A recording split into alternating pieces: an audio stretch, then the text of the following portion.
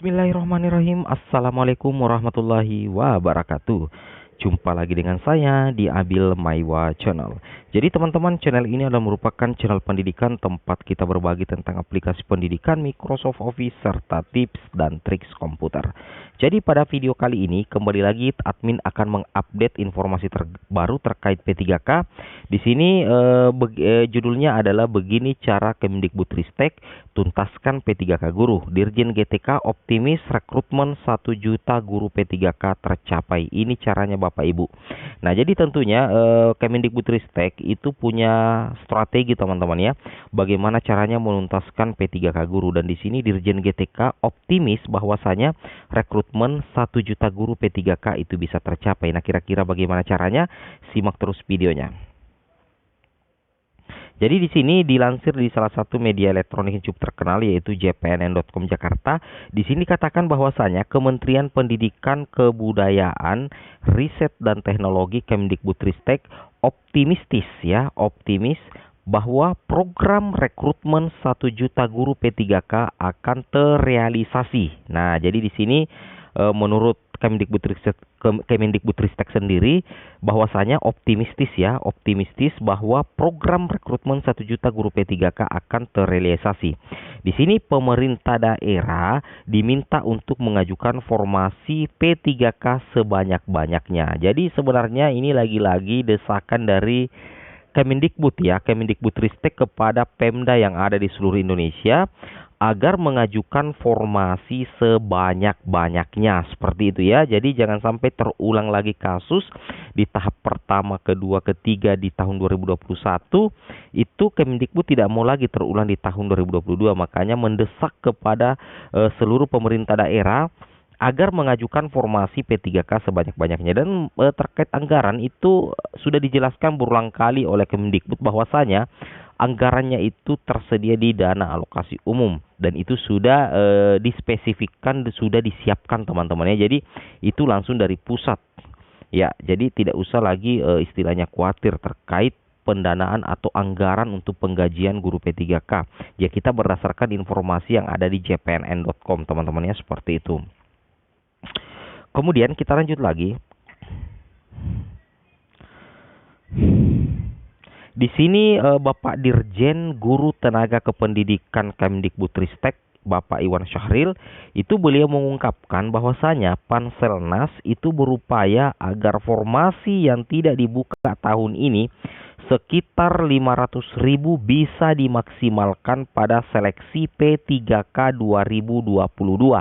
Seperti itu ya. Jadi ini adalah penjelasan dari Bapak Iwan Syahril selaku Dirjen GTK Kemendikbudristek bahwasanya sekitar 500.000 formasi yang akan dimaksimalkan pada seleksi P3K 2022. Selain itu, kekurangan tenaga pengajar akibat guru-guru PNS yang pensiun akan dimaksimalkan untuk diisi P3K. Jadi di sini salah satu strategi jitu dari Kemendikbudristek adalah memaksimalkan guru P3K untuk mengisi posisi atau pos-pos yang ditinggalkan oleh guru-guru PNS yang telah pensiun, seperti itu ya. Kemudian ada sekitar 500.000 formasi yang akan dimaksimalkan pada seleksi P3K 2022. Jadi ini sangat luar biasa sekali teman-teman ya, dan ini salah satu kabar gembira untuk teman-teman guru honorer sekalian bahwa tetap besar peluang bagi rekan-rekan guru nantinya yang tidak sempat lolos di tahap pertama, kedua dan ketiga di tahun 2021 itu bisa dioptimalisasi nantinya teman-teman ya, tentunya di tahun 2022. Ini sudah diutarakan langsung oleh Dirjen GTK Bapak Iwan Syahril, seperti itu. Jadi tidak usah khawatir lagi menurut admin sendiri ya. Oke, kita lanjut lagi. Nah, di sini dikatakan bahwasanya sisa formasi P3K 2021 itu ditambah formasi dari guru-guru PNS yang pensiun tahun depan. Jadi nantinya sisa formasi P3K 2021 itu akan ditambah lagi teman-teman ya. Akan ditambahkan formasi dari guru-guru PNS yang pensiun tahun depan dan akan kami maksimalkan di P3K 2022. Jadi formasinya akan lebih banyak. Anggaplah seperti ini. Misalkan formasinya 500.000 sisa dari tahap pertama. Nantinya di tahun 2022 formasi ini akan bertambah dengan banyaknya guru-guru PNS yang pensiun tahun depan. Jadi nantinya pos-pos yang ditinggalkan oleh guru-guru PNS yang pensiun tahun depan itu akan dimasukkan ke dalam formasi yang 500.000 ini.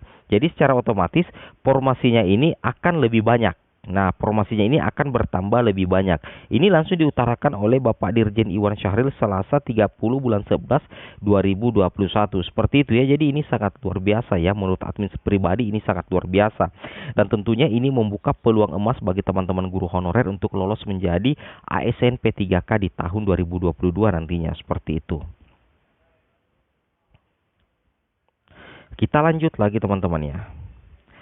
Di sini ditambahkan lagi untuk memenuhi kuota tersebut, Bapak Iwan mendorong semua pemerintah daerah mengajukan formasi sebanyak-banyaknya. Tidak ada jalan lainnya agar memenuhi kuota rekrutmen 1 juta guru. Mau tidak mau, Kemendikbudristek itu harus mendesak ya pemerintah daerah agar mau mengajukan formasi sebanyak-banyaknya. Di sini tahun ini dari kuota 1 juta yang diusulkan, Pemda hanya 506.000 lebih. Itu karena usulan daerah minim. Jadi lagi-lagi usulan daerah minim. Bahkan beberapa wilayah tidak mengajukan formasi sama sekali. Ini yang jadi permasalahan. Adanya beberapa wilayah yang ternyata tidak mengajukan formasi sehingga tahun 2021 kuota 1 juta itu yang terrealisasi itu hanya sekitar 506.000 lebih. Nah, sisanya nanti itu akan dimaksimalkan tentunya di tahun 2022. Seperti itu teman-teman ya. Jadi ini yang harus kita perhatikan ya. Kemudian di sini kita coba cek lagi, berkaca dari pengalaman 2021, Bapak Iwan berharap Pemda untuk aktif mengajukan usulan formasi karena kuota yang disiapkan di 2022 itu lebih banyak. Kenapa bisa lebih banyak? Karena ada sisa formasi dari tahun 2021 ditambah dengan pos-pos yang ditinggalkan oleh guru PNS yang telah pensiun, maka akan diakumulasikan menjadi formasi baru di tahun 2022. Jadi akan bertambah banyak lagi formasi. Sehingga nantinya Bapak Iwan berharap agar Pemda aktif mengajukan usulan formasi karena kuota yang disiapkan di 2022 itu lebih banyak. Seperti itu teman-teman ya. Oke, kita lanjut lagi. Nah, kita harus dorong semua pemerintah daerah untuk mengajukan formasi sebanyak-banyaknya karena kuncinya di situ. Jadi, salah satu kunci utama agar rekrutmen 1 juta ini bisa sukses adalah mendorong bagaimana caranya mendorong pemerintah daerah di seluruh Indonesia untuk mengajukan formasi sebanyak-banyaknya. Karena di sini dikatakan oleh Bapak Iwan Syahril karena kuncinya di situ, berarti kuncinya di Pemda. Seperti itu ya. Kuncinya di Pemda terkait formasi. Jika sisa formasi 2021 dimaksimalkan, kuota pensiun juga dimaksimalkan, Iwan optimistis rekrutmen 1 juta P3K bisa terrealisasi. Seperti itu teman-teman ya, luar biasa sekali. Nah, jadi ada dua, yang pertama itu kuota pensiun, kemudian sisa formasi, dengan tentunya mendorong semua Pemda untuk mengajukan formasi sebanyak-banyaknya. Seperti itu ya, agar nantinya rencana rekrutmen 1 juta guru P3K itu bisa terrealisasi. Seperti itu. Oke, mungkin cukup sampai di sini videonya. Assalamualaikum warahmatullahi wabarakatuh.